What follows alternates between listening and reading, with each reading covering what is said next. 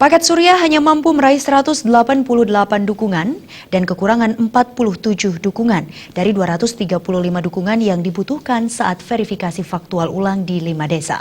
Tidak terima dengan putusan tersebut, Paket Surya akan melayangkan gugatan ke PT UN atau Pengadilan Tinggi Tata Usaha Negara di Surabaya.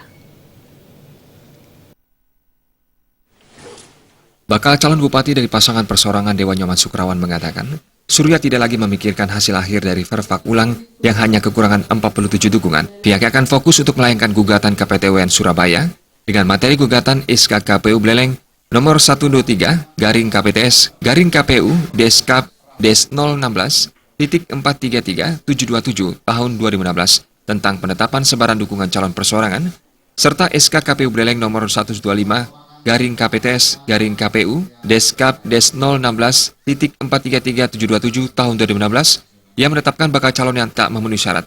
Dirinya menyayangkan banyak pihak mengintervensi verifikasi faktual sehingga mencoreng demokrasi di Beleleng.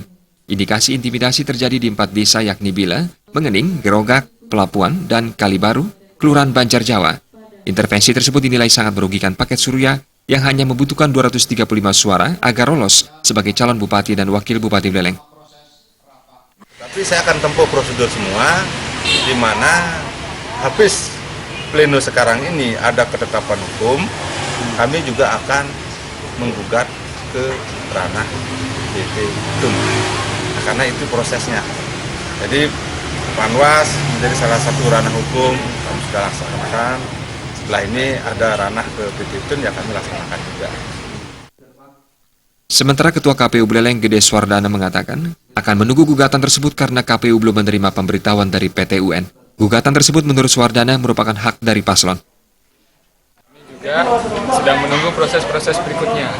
Jika tadi disampaikan bahwa akan menempuh jalur di PT TUN, itu adalah hak konstitusional dari pasangan calon. Jadi KPU saat ini posisinya masih menunggu. Karena KPU belum menerima pemberitahuan dari pihak PT TUN. Jadi kami belum tahu posisinya sampai saat ini di mana.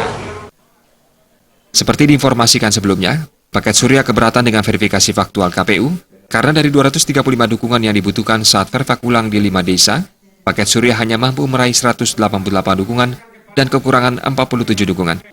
Komang Yuda, Bali TV.